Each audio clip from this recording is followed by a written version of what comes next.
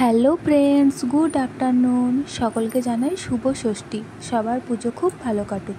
আর পুজোর দিনে নিজের ঘরটাকে ভালো করে না সাজালে ঠিক ভালো লাগে না। তাই একটা নতুন চাদর দেখো বিছানায় পেতে দিয়েছি এবং বিছানাটা ভালো করে গুছিয়ে নিয়েছি। আর আমার মেয়েকে আজকে এই নতুন ড্রেসটা পরিয়ে দিয়েছি। এই ড্রেসটা দিয়েছে ওর ছোট ঠাম্মি। আর ওর কাল থেকেই নতুন ড্রেস পরা শুরু হয়ে গেছে, কারণ এই বছর ওর অনেক ড্রেস হয়েছে তাই। আর আজকে একটু নিজের জন্য একটু সময় বাঁচিয়ে রেখেছি, তাই নিজের মাথায় একটু হেনা করেছি, কারণ কয়দিন ধরেই ভাবছিলাম করব, ফাইনালি আজকে সময় হলো, করে নিয়েছি।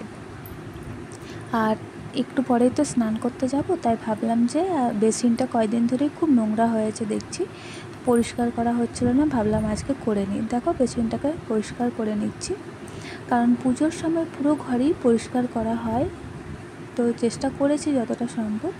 তো আজকে এটাই বাকি ছিল, তো এটাও করে নিলাম। ব্যাস, আমার বেসিন পরিষ্কার করা হয়ে গেছে। আর আমি স্নান করেও চলে এসেছি। এবার আমি আমার মেয়েকে খাইয়ে দেব। আর আজকে আমি করেছি ডালিয়ার খিচুড়ি, কারণ আজকে আমি ভাত খাবো না, আমাদের ষষ্ঠীর দিনে ভাত খেতে নেই, যাদের বাচ্চা থাকে তাদের। তো আমিও ষষ্ঠী করেছি, তো সেই জন্য আমিও ডালিয়া খাবো। তো এটাই আমার মেয়েকে আজকে খাওয়াবো। আর ওকে খাওয়ানো বিশাল ব্যাপার, অনেক কষ্ট করে খাওয়ানো হয়েছে।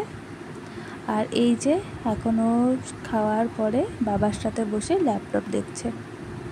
ওর বাবা কিছু একটা কাজ করছে, তো ও করতে দিচ্ছে না, ও নিজে ল্যাপটপটা চালাবে। আর তারপরে আমিও খেয়ে নিলাম, কারণ অনেকক্ষণ কিছু খাইনি, খিদেও পেয়েছিল।